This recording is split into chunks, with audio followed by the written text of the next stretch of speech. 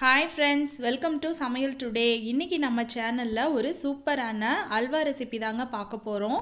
பார்க்குறதுக்கு இருட்டுக்கடை அல்வா மாதிரி இருக்கிற இந்த அல்வாவை பிகினர்ஸ் கூட ஈஸியாக செஞ்சு முடிச்சிடலாங்க. அந்த அளவுக்கு இது ரொம்ப ரொம்ப ஈஸியான ரெசிபிங்க. அது மட்டும் இல்லை, இதில் நம்ம ஆர்டிஃபிஷியலாக எந்த ஃபுட் கலரோ மற்ற எதுவுமே சேர்க்க போகிறதில்ல. ஒரு 3 பொருட்களை வச்சு ஈஸியாக நம்ம இதை சீக்கிரமாகவே செஞ்சு முடிச்சிடலாம். வாங்க இது எப்படி செய்கிறதுன்னு பார்ப்போம். ஒரு பவுல் எடுத்துக்கோங்க. இப்போ நம்ம வீட்டில் டீ குடிக்கிற டம்ளர் இருக்கு இல்லையா, அதில் 1 கப் அளவு கோதுமை மாவு எடுத்துக்கோங்க. நான் சின்ன டம்ளர் தான் எடுத்திருக்கேன். அதில் 1 கப் அளவு கோதுமை மாவு எடுத்திருக்கேன். கூடவே 1 டம்ளர் அளவு தண்ணி சேர்த்துக்கோங்க. தண்ணி சேர்த்து நல்லா கலந்து விட்டுக்கோங்க. உங்களுக்கு மாவு கொஞ்சம் திரித்திரியாக இருக்கிற மாதிரி இருந்ததுன்னா ஜல்லடையில் நல்லா ஜலிச்சு எடுத்துக்கோங்க.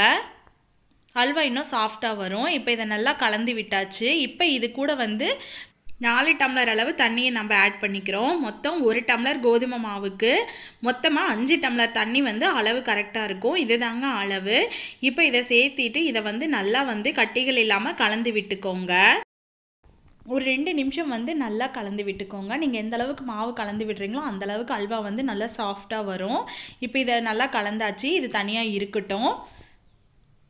இப்போது ஒரு சின்ன பேன் எடுத்துக்கோங்க. அதில் 1/2 டம்ளர் அளவு சர்க்கரையை மட்டும் நம்ம சேர்த்துக்கலாம். சேர்த்துட்டு இதை அடுப்பில் லோ ஃப்ளேமில் வச்சு இதை கேரமல் பண்ணி எடுத்துக்கலாம்.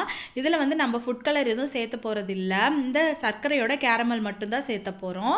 இப்போ ஒரு பேன் வச்சுட்டு அதில் 2 ஸ்பூன் அளவுக்கு நெய் விட்டுக்கோங்க. நெய் நல்லா சூடானதும் கொஞ்சமாக முந்திரி பருப்பு சேர்த்து நல்லா வறுத்து எடுத்துக்கோங்க. இப்போ முந்திரி பருப்பு நல்லா வறுத்ததும் அதை தனியாக நம்ம எடுத்து வச்சிடலாம். இதை கொஞ்சமாக மிதமான சூட்டில் வறுத்தி எடுத்துக்கோங்க. ரொம்பவும் கரைஞ்சிடக்கூடாது. இப்போ அதே பேனில் நம்ம ஏற்கனவே கோதுமை மாவை கரைச்சி வச்சுருக்கோம் இல்லையா, அதை நம்ம இதில் சேர்த்துக்கலாம். ரொம்பவும் கலக்கி ஊற்றிட வேண்டாம். மேலால் ஊற்றி எடுத்துக்கோங்க. மீதி அடியில் இருக்கிற மாவு தனியாக எடுத்து வச்சுருங்க. அது நமக்கு தேவையில்லை. பாருங்கள், இந்த மீதமானதை தனியாக எடுத்து வச்சுருங்க.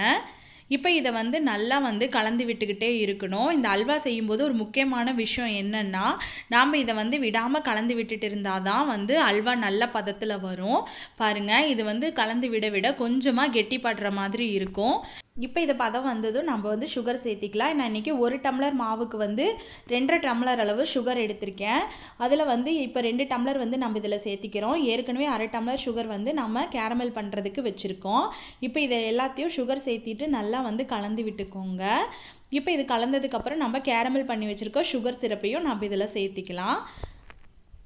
இது ஃபுட் கலர் சேர்த்தாமல் நாம் இந்த கலரே நமக்கு போதும். இதுவே நல்ல கலர் கொடுக்கும். பாருங்கள், இந்த மாதிரி நல்லா கலந்து விட்டுகிட்டே இருக்க கலர் நமக்கு நல்லா சேஞ்ச் ஆக ஆரம்பிக்கும். பாருங்கள், நம்ம கேரமலைஸ் பண்ண சுகரை சேர்த்துனதுனால கலர் நமக்கு இந்த கலர் வந்துருச்சு. பாருங்கள், இது இப்போ நல்லா அல்வா பதம் வர ஆரம்பிச்சிருக்கு. இப்போ நாம் ஒரு 2 ஸ்பூன் அளவுக்கு நெய் சேர்த்துக்கலாம். நெய் சேர்த்து நல்லா கலந்து விட்டுக்கலாம்.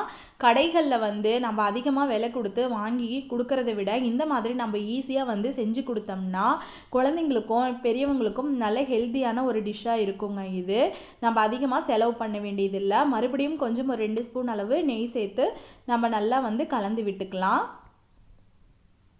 பாருங்கள், பிகினர்ஸ் கூட எந்த விதமான டவுட்டும் இல்லாமல் சீக்கிரமாகவே செஞ்சு முடிக்கக்கூடிய ரெசிபி தாங்க இது. அவங்களும் ஈஸியாக எந்த வித தயக்கமும் இல்லாமல் அவங்களும் ட்ரை பண்ணலாம். எதுவும் ஆகாது. பாருங்கள், இப்போ அல்வா பதம் வந்துருச்சு. இது நல்லா இப்போ சுருண்டு வர ஆரம்பிச்சிருச்சு. இப்போ இந்த ஸ்டேஜில் நம்ம வறுத்து வச்சுருக்க முந்திரியை நம்ம சேர்த்திக்கலாம். சேர்த்திட்டு எல்லாத்தையும் நல்லா மிக்ஸ் பண்ணி விட்டு கிளறி விட்டுக்கிட்டே இருங்க. அடுப்பை நல்லா லோ ஃப்ளேமில் வச்சு நல்லா கிளறி விட்டுக்கிட்டே இருங்க. இது கொஞ்சம் கூட கடாயில் ஒட்டாத அளவு பதத்துக்கு வந்துச்சுன்னா தான் கரெக்டான அல்வா பதமாக இருக்கும். பாருங்கள், இந்த மாதிரி நீங்கள் நல்லா கிளறி விட்டுக்கிட்டே இருங்க. பாருங்கள், நல்லா சுருண்டு வருது. பாருங்கள், எவ்வளோ சூப்பராக அழகாக வருது. பாருங்கள், கடைகளில் வாங்கினா கூட நமக்கு இந்த மாதிரி பதம் வராது. ஈஸியாக வீட்லேயே நம்ம செஞ்சு கொடுக்கலாம். ரொம்பவுமே சூப்பராக இருக்கும். நாம் எடுத்தது 1 டம்ளர் மாவு. இதில் கிட்டத்தட்ட 1/4 கிலோ அளவுக்கு 1/4 கிலோவுக்கும் மேலேயே நமக்கு அல்வா கிடச்சிருச்சு. அவ்வளோதாங்க. ஈஸியான இந்த ரெசிபியை நீங்களும் வீட்டில் ட்ரை பண்ணி பார்த்துட்டு கீழே கமெண்ட்ஸில் சொல்லுங்கள். உங்களுக்கு இந்த வீடியோ பிடிச்சிருந்ததுன்னா இந்த வீடியோக்கு ஒரு லைக் கொடுங்க. மறக்காமல் சமையல் டுடே சேனலை சப்ஸ்கிரைப் பண்ணிக்கோங்க. உங்கள் ஃப்ரெண்ட்ஸ் அண்ட் ஃபேமிலிக்கு இந்த வீடியோவை ஷேர் பண்ணிக்கோங்க. இந்த வீடியோ பற்றின கருத்துக்களை கீழே என்னோட ஷேர் பண்ணிக்கோங்க.